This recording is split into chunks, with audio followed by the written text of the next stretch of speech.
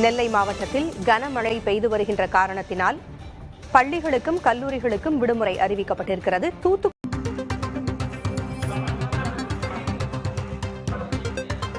சென்னையில் மிதமான மழை தொடரும் என்று வானிலை மையம் அறிவித்திருக்கிறது. சென்னை, திருவள்ளூர், காஞ்சிபுரம், திருவள்ளூரில் மிதமான மழை தொடரும் என்று வானிலை ஆய்வு மையம் தெரிவித்திருக்கிறது. அண்மை செய்தியை பார்த்து வருகிறோம். சென்னையில் நேற்று இரவிலிருந்தே தொடர்ந்து மழை பெய்து வரக்கூடிய நிலையில் சென்னை, திருவள்ளூர், காஞ்சிபுரம் ஆகிய இடங்களில் மிதமான மழை பெய்வதற்கான வாய்ப்பிருப்பதாக வானிலை ஆய்வு மையம் தெரிவித்திருக்கிறது.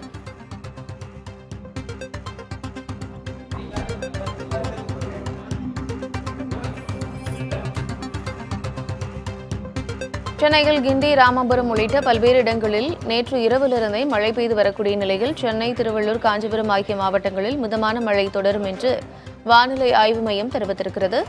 அண்மை செய்தியை பார்க்கிறோம்.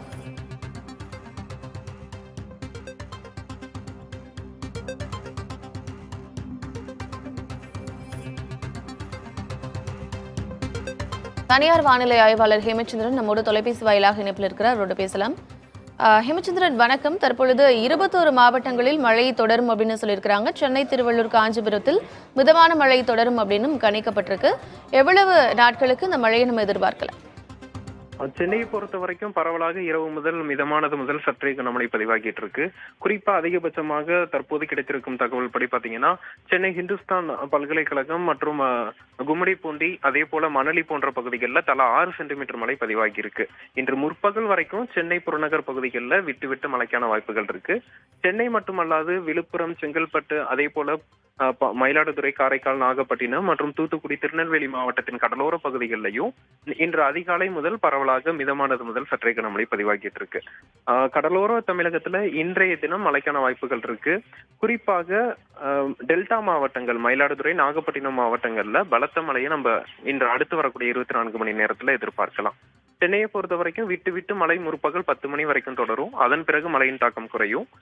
இன்று இரவு, நாளை அதிகாலை மீண்டும் சென்னையில மிதமான மழைக்கான வாய்ப்புகள் இருக்கு.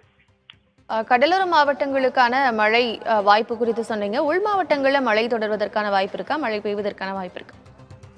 மாவட்டங்களை பொறுத்த வரைக்கும் முற்பகல் 11 மணிக்கு பிறகு தமிழகத்தின் உள் மாவட்டங்கள்ல படிப்படியாக மழையின் தாக்கம் அதிகரிக்கும். பிற்பகல், மாலை, இரவு நேரங்கள்ல மேற்கு மாவட்டங்கள், மேற்கு தொடர்ச்சி மலை மாவட்டங்கள் எல்லாம் பரவலாக மழை எதிர்பார்க்கலாம். இரவு நேரத்துல மேற்கு தொடர்ச்சி மலை மாவட்டங்களான கோயம்புத்தூர், நீலகிரி மற்றும் தேனி, தென்காசி, கன்னியாகுமரி, திருநெல்வேலி மாவட்டத்தின் மேற்கு தொடர்ச்சி மலைப்பகுதிகள் எல்லாம் ஒரு சில இடங்கள்ல கனமழைக்கான வாய்ப்புகள் இருக்கு. இணைப்பில் வந்தமைக்கு நன்றி திரு ஹேமச்சந்திரன்.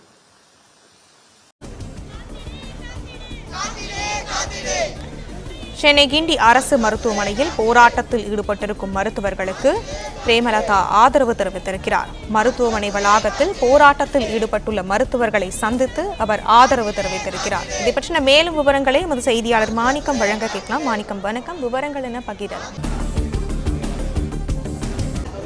தூத்துக்குடி மாவட்டம் செக்காரக்குடி மற்றும் சுற்றுவட்டார பகுதிகளில் பெய்த கனமழை காரணமாக கொம்பு காரணத்தம் தரைப்பாலத்தில் வெள்ளப்பெருக்கு ஏற்பட்டுள்ளது. கூடுதல் விவரங்களை செய்தியாளர் ஜெயக்குமாரிடம் கேட்கலாம். ஜெயக்குமார், அந்த பகுதியில தரைப்பாலத்தில் வெள்ளப்பெருக்கு ஏற்பட்டிருக்கு. இதனால பகுதிகளின் இடையே போக்குவரத்து பாதிப்பு இருக்கா? மக்கள் சிரமத்திற்கு ஆளாகி இருக்காங்களா? தூத்துக்குடி மாவட்டத்தை பொறுத்த வரையில தூத்துக்குடி மாவட்டம் செக்காரக்குடி கிராமத்தை சுற்றியுள்ள பகுதிகளில் இன்று மாலை 5 மணிக்கு மேலாக சுமார் 2 மணி நேரத்துக்கு மேல் மழை வெளுத்து வாங்கியது. இதனால செக்காரக்குடி மகிழம்பு ஓடையில ஏற்பட்ட காட்டாற்று வெள்ளம் காரணமாக பேருந்துகள் மற்றும் இருசக்கர வாகனங்கள் போன்ற அத்தியாவசிய தேவைக்காக கிராமத்தை விட்டு வெளியே வந்த மக்கள் கிராமத்திற்கு உள்ளே செல்ல முடியாமலும், உள்ளே இருந்து வெளியே வர முடியாத சூழ்நிலையிலும் காட்டாற்று வெள்ளமானது தரைப்பாலத்திற்கு மேலே முட்டிய அளவிற்கும் அதிகமாக தண்ணீர் ஓடிக்கொண்டிருக்கிறது. இதனால தரைப்பாலம் மூழ்கியுள்ளது. இதே போன்று செக்காரக்குடி ஊருக்கு செல்லும் பாலமும் முற்றிலுமாக தண்ணீர்ல மூழ்கி காணப்படுகிறது. இந்த காட்டாற்று வெள்ளம் காரணமாக செக்காரக்குடி, நடுச்செக்காரக்குடி, மேல செக்காரக்குடி, சொக்கலிங்கபுரம் உள்ளிட்ட கிராமங்களுக்கு போக்குவரத்து முற்றிலுமாக துண்டிக்கப்பட்டுள்ளது. மின்சாரம் இல்லாமல் மக்கள் அவதிப்பட்டு வருகிறார்கள். கிராமத்திற்கு வந்தவர்கள் கிராமத்தில் இருந்து வெளியே செல்ல முடியாமலும், வேலைக்காக வெளியே வந்தவர்கள் கிராமத்திற்கு செல்ல முடியாத சூழ்நிலையிலும் தற்போது இருந்து வருகிறார்கள். உடனடியாக மாவட்ட நிர்வாகம் அவர்களுக்கு தேவையான முன்னெச்சரிக்கை நடவடிக்கைகளை மேற்கொள்ள வேண்டும் என்பது அந்த கிராம மக்களின் கோரிக்கையாக உள்ளது. தமிழ்நாட்டில் ஐக்கியா உள்பட ஸ்வீடனை சேர்ந்த 4 புதிய நிறுவனங்கள் தொழில் முனையங்களை தொடங்க உள்ளதாக ஸ்பெயின் தூதர் ஜான் டெஸ்லஃப் தெரிவித்துள்ளார். இந்தியாவுக்கான ஸ்பெயின் தூதர் ஜான் டெஸ்லஃப் சென்னையில் செய்தியாளர்களை சந்தித்தார். தமிழ்நாட்டில் ஏற்கனவே 70 ஸ்வீடன் நிறுவனங்கள் உள்ளதாகவும் அவற்றில் சுமார் 25,000 பேர் பணியாற்றி வருவதாகவும் அவர் தெரிவித்தார். மேலும் தமிழ்நாட்டில் தொழில் தொடங்க 4 ஸ்வீடன் நிறுவனங்கள் தயாராகி வருவதாகவும் கூறிய அவர் அது தொடர்பான கள ஆய்வு பணிகள் நடைபெற்று வருவதாக குறிப்பிட்டார். அதன்படி ஸ்வீடனின் பிரபல பர்னிச்சர் நிறுவனமான ஐக்கியா, ஸ்டாக்ஹோமை சேர்ந்த சாப் ஏரோஸ்பேஸ், காற்று சுத்திகரிப்பு நிறுவனமான காம்ஃபில், கடல்சார் சேவை நிறுவனமான ட்ரெலிபாக் மெரைன் சர்வீஸ் ஆகியவை தொழில் முனையங்களை அமைக்க இருக்கின்றன. இவை தவிர தமிழ்நாட்டில் இயங்கி வரும் பல்வேறு ஸ்வீடன் நிறுவனங்கள் புதிய ஆலைகளுடன் தங்கள் செயல்பாடுகளை விரிவுபடுத்த உள்ளதாகவும் ஜான் கூறினார். சென்னையில் உள்ள ஸ்காண்டினேவியன் ரோபோ சிஸ்டம்ஸ், கோவையில் செயல்படும் ஜாக்கோபி ஆகிய நிறுவனங்களின் விரிவுபடுத்தப்பட்ட தொழிற்சாலைகள் வரும் ஜனவரி 21, 22 ஆகிய தேதிகளில் செயல்பட தொடங்கும் என்றும் ஜான் டெஸ்லஃப் தெரிவித்துள்ளார். உத்தரப்பிரதேச மாநிலம் ஆக்ராவில் உள்ள தாஜ்மஹாலை அடர்ந்த பனிமூட்டம் மூடியது. ஆக்ராவில் குறைந்தபட்ச வெப்பநிலை 17 டிகிரி செல்சியஸாகவும் அதிகபட்ச வெப்பநிலை 30 டிகிரி செல்சியஸாகவும் இருக்கும் என்று இந்திய வானிலை ஆய்வு மையம் தெரிவித்துள்ளது. திங்கட்கிழமை வரை அடர்ந்த பனிமூட்டம் தொடரும் என்றும் எதிர்பார்க்கப்படுகிறது.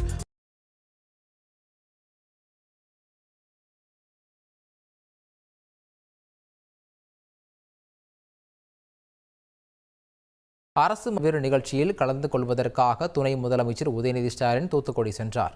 தூத்துக்குடி வடக்கு மாவட்ட திமுக சார்பு அணிகளுடன் அவர் கலந்துரையாடல் கூட்டத்தை நடத்தினார். கூட்டத்தில் திமுக எம்பி கனிமொழி பங்கேற்காதது விமர்சனங்களை ஏற்படுத்தியது. ஆய்வுக் கூட்டம் சிறப்பாக நடந்திருக்கிறது. நன்றி.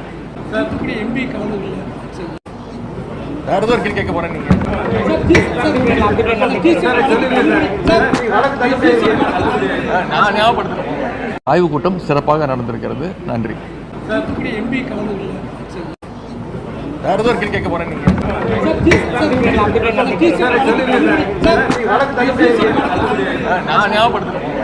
தூத்துக்குடியில் துணை முதலமைச்சர் உதயநிதி ஸ்டாலின் செய்தியாளர்களை சந்தித்து வருகிறார். அதனை தற்பொழுது பார்க்கலாம்.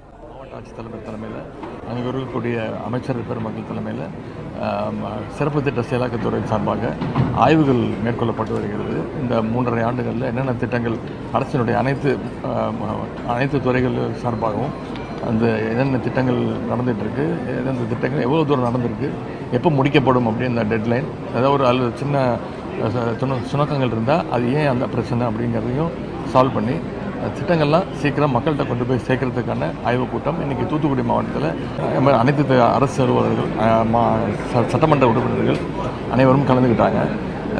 ஆய்வுக் கூட்டம் சிறப்பாக நடத்தப்பட்டிருக்கு. எல்லா திட்டங்களும் எப்போ முடிக்க போகிறோம் அப்படின்னு சொல்லி ஒரு டெட்லைன் அவங்களே கேட்டிருக்கோம். அவங்களே கொடுத்துருக்குறாங்க, இந்த மாதத்துக்குள்ளே இந்த திட்டம் முடியும் அப்படின்னு. இதை வந்து நாங்கள் இந்த கூட்டத்துடைய மினிட்ஸுக்கு வந்து நாங்கள் முதலமைச்சர் அலுவலகத்தில் சமர்ப்பிப்போம். அங்கேருந்து அவங்க ஃபாலோ செஞ்சுவாங்க.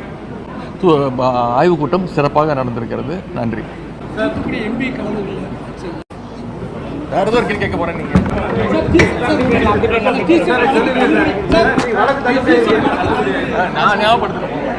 எந்த விதத்திலையும் இவங்க மக்களை சரியா பாதுகாக்கலை என்றால் நிச்சயமாக மக்களினுடைய எதிர்ப்பை இந்த ஆட்சி சந்திக்க வேண்டி வரும்.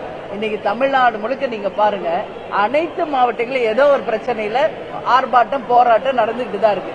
கன்னியாகுமரியிலிருந்து சென்னை வரைக்கும் ஒரு பக்கம் மீனவர்கள் போராட்டம், ஒரு பக்கம் மக்கள் நல பணியாளர்கள் போராட்டம், ஒரு பக்கம் ஆசிரியர்கள் போராட்டம், ஒரு பக்கம் மருத்துவர்கள் போராட்டம், ஒரு பக்கம் செவிலியர்கள் போராட்டம். திமுக இன்னைக்கு ஆட்சிக்கு வரும்போது கொடுத்த எந்த வாக்குறுதிகளை நிறைவேற்றுறாங்க என்பது மக்கள் கேள்வியாக நான் கேட்கிறேன். இன்னைக்கு மழை வரப்போகுது, டிசம்பர் மாசம் வந்த பெருவெள்ளம் வரப்போகுது. ஏதாவது முன்னெச்சரிக்கை நடவடிக்கை நடந்திருக்கா? நீங்களே யோசிச்சு இதுக்கு பதில் சொல்லுங்க. இதை விட ஒரு வெட்கக்கேடு ஒண்ணுமே இல்லை. ஒரு தனி நபர் சுதந்திரமாக பாதுகாக்க பயணிக்கக்கூடிய அளவு ஒரு சாலை அமைப்பு இல்லை என்றால் இந்த அரசாங்கம் இருந்தால் என்ன, இல்லை என்றால் என்ன?